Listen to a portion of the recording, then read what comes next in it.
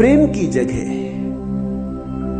घृणा के बीज हमने बोए, हिंदू के, मुसलमान के, ईसाई के, जैन के।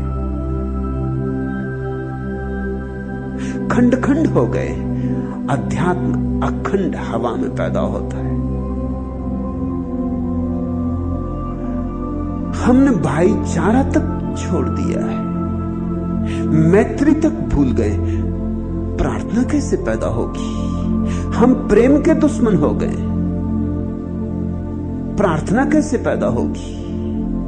और मैं अगर प्रेम की बात करता हूं तो सारा देश गालियां देने को तैयार है।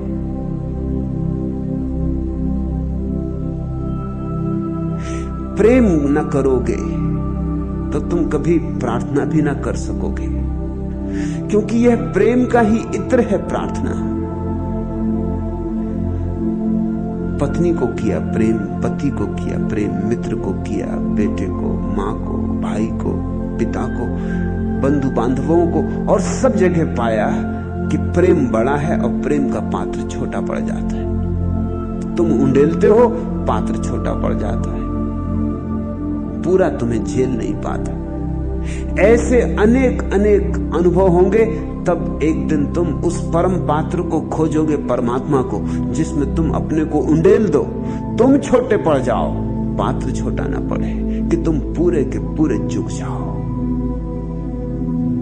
तुम सागर हो और छोटी छोटी गागरों में अपने को उंडेल रहे हो, तृप्ति नहीं मिलती। कैसे मिलेगी? सागर को उंडेलना हो तो आकाश चाहिए, मगर सागर आकाश तक आए इसके पहले बहुत गागरों का अनुभव अनिवार्य है। प्रेम करो, जीवन की निसर्गता से विरोध ना करो, जीवन का निषेध ना करो, जीवन का अंगीकार करो, अहोभाव से अंगीकार करो, क्योंकि उसी अंगीकार से फिर एक दिन तुम परमात्मा को भी अंगीकार कर सकोगे। परमात्मा यहीं छिपा है, इन्हीं वृक्षों में, इन्हीं लोगों में, इन्हीं पहाड़ों, इन्हीं पर्वतों में। तुम इस अस्तित्व को प्रेम करना सीखो। तुम्हारा तथाकथित धर्म तुम्हें अस्तित्व को घृणा करना सिखाता है।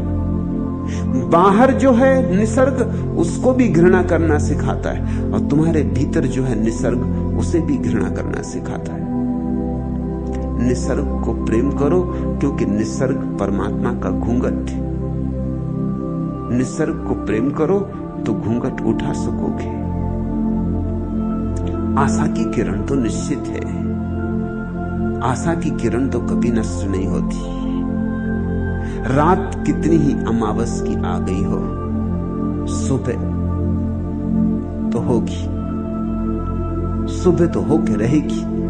अमावस की रात कितनी ही लंबी हो, और कितना ही ये देश गलत धारणाओं में डूब गया हो, लेकिन फिर भी कुछ लोग हैं जो सोच रहे, विचार रहे, ध्यान कर रहे। वही थोड़े से लोग तो धीरे धीरे मेरे पास इकट्ठे हुए जा रहे हैं।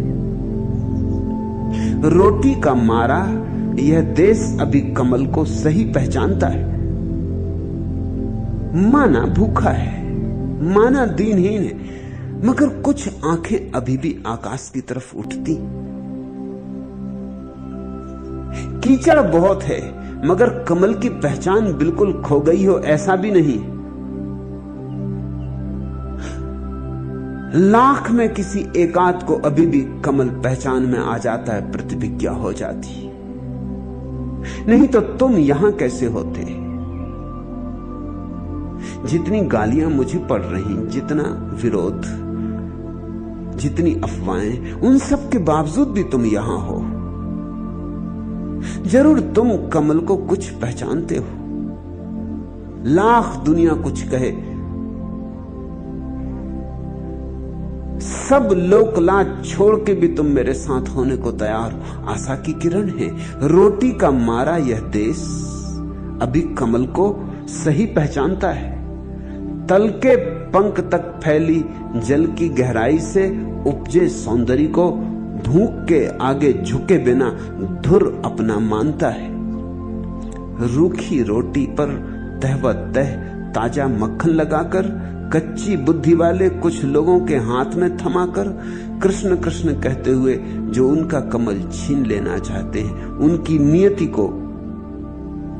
नियत को भली भांति जानता है। भोले का भक्त है, फक्कड़ है, पक्का पियक्कड़ है, बांध कर अंगोछा यहीं गंगा के घाट पर दोनों जून छानता है, किंतु मौका पड़ने पर हर हर महादेव कहते हुए प्रलयंकर त्रिशूल भी तानता है।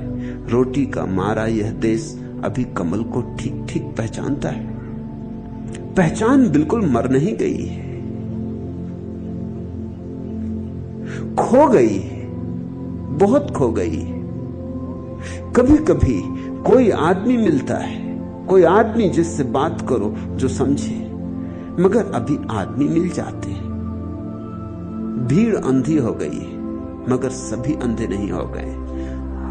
1,00,000-2 लाख में एक आंख वाला भी है, कान वाला भी है, हृदय वाला भी, उसी से आशा है। अभी भी कुछ लोग तैयार हैं कि परमात्मा की मधुशाला कहीं हो तो द्वार पर दस्तक दें कि खोलो द्वार।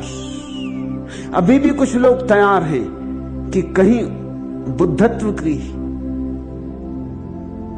संभावना हो तो हम उससे जुड़ जाएं, चाहे कोई भी कीमत चुकानी पड़े। अभी भी कुछ लोग तैयार हैं कि कहीं पियक्कड़ों की जमात बैठे तो हम भी पिए, हम भी डूबे,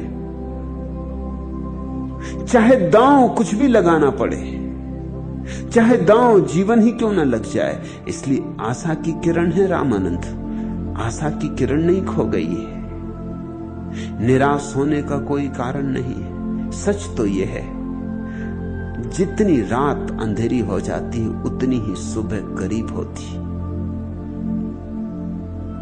रात बहुत अंधेरी हो रही, इसलिए समझो कि सुबह बहुत करीब होगी। लोग बहुत क्षुद्र बातों के अंधेरे में खो रहे हैं, इसलिए समझो कि अगर सत्य प्रकट हुआ, प्रकट किया गया, तो पहचानने वाले भी जुड़ जाएंगे, सत्य के दीवाने भी इकट्ठे हो जाएंगे। और सत्य संक्रामक होता है, एक को लग जाए, एक को छू जाए तो फैलता चला जाता है। एक जले दिए से अनंत अनंत दिए जल सकते।